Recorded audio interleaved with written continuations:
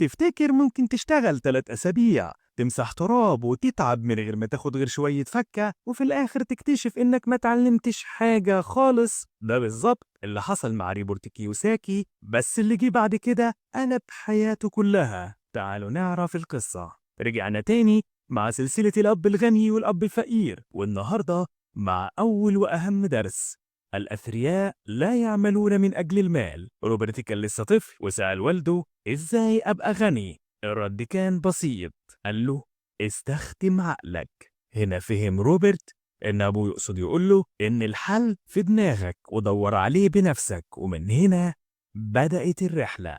روبرت اتفق مع صاحبه مايك إنهم يبدأوا يدوروا على طريقة يجمعوا بيها فلوس، وفعلا قرروا يلفوا على الجيران ويجمعوا منهم علب غسول الفم الفاضية عشان يستخدموها في مشروع غريب شوية. مايك كان قرأ في كتاب العلوم إن النيكل موجود في الرصاص، فقالوا نسيح الرصاص ونستخرج منه النيكل ونبيعه. وفعلا جابوا القدر الحديد وبدأوا يسيحوا الرصاص فوق الفحم وهم فرحانين بالمشروع العظيم بتاعهم. لكن لما والد روبرت شافهم قال لهم انتوا بتعملوا ايه؟ رد عليه روبرت وهو فخور بنفسه: بننفذ فكرتك زي ما قلت لي، لازم نستخدم عقلنا عشان نبقى أغنياء.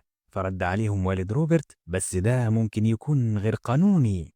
وهنا الصدمة، المشروع وقف قبل ما يبدأ. روبرت بص لصديقه مايك بإحباط وقال له: واضح إن جيمي وأصحابه كان عندهم حق، إحنا فقراء. بس فجأة والد روبرت قال لهم: انتوا هتفضلوا فقراء بس لو استسلمتوا، إنما اللي انتوا عملتوه حاجة عظيمة جدا. أغلب الناس بيقعدوا يحلموا بس ما بيعملوش أي حاجة، إنما انتوا عملتوا. وقال له لو عايزين تتعلموا عن الفلوس بجد روح كلم أبو مايك. وفعلا عملوا كده، لكن اللي حصل بعدها كان أهم من أي مشروع. والد مايك اللي روبرت سماه الأب الغني قرر يعلمهم عن المال بس بطريقته الخاصة. قال لهم هتشتغلوا عندي وأنا هعلمكم، بس هتقبضوا 10 سنت في الساعة. وافقوا واشتغلوا فعلا، لكن بعد 3 أسابيع روبرت زهق وقال أنا ما بتعلمش حاجة هنا، أنا هنا شغال زي العبد مقابل 10 سنت. وراح يواجه الأب الغني. الأب الغني رد عليه وقال: مين قال إني ما علمتكش؟ أنت فاكر إن التعليم لازم يكون بالكلام؟ ده نظام المدارس، لكن هنا الحياة بتعلمك وهي ساكتة، بتخبط فيك يمين وشمال عشان تفهم، وكل مرة بتخبطك بتقولك اصحى، في حاجة لازم تتعلمها. يعني إيه الكلام ده؟ يعني الحياة كل شوية هتدفعك بموقف أو بخسارة أو بمشكلة، وساعتها لازم توقف وتسأل فين الدرس. الأب الغني وضح لروبرت إن في ناس بتقضي عمرها تشتغل وتقبض وتصرف وترجع تشتغل تاني، وده سموه سباق الفار. يعني يا صديقي بتلف في دايرة مقفولة، والمشكلة إنهم خايفين يفقدوا وظيفتهم، خايفين من قلة الفلوس، خايفين من بكرة. الخوف بيمنعهم من المغامرة ومن التجربة، لكن الحقيقة النجاح دايما وراه مخاطرة، واللي مش مستعد يخاطر عمره ما هيتغير.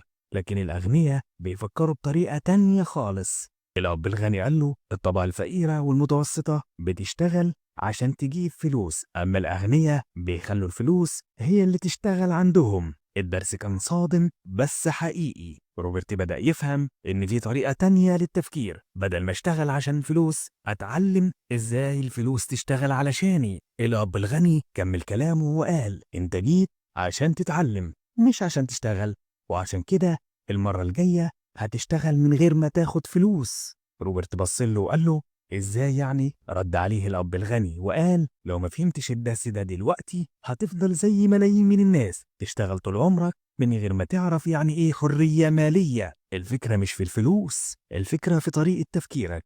وكده تكون خلصت حلقتنا التالتة. لو حسيت انك استفدت شارك الحلقة مع اللي حواليك، ولو عندك اي فكرة او موقف عن المال ابعته لنا عشان تفيد وتستفيد. ما هو انت مش هتستفيد وحدك. استنونا في الحلقة اللي جاية، هنتكلم عن تلافي الوقوع في فخ الحياة. اشتركوا في القناة وفعلوا الجرس ويلا نكمل الرحلة سوا عشان نفيد ونستفيد. ما هو أنا برضو مش هستفيد وحدي. سلام.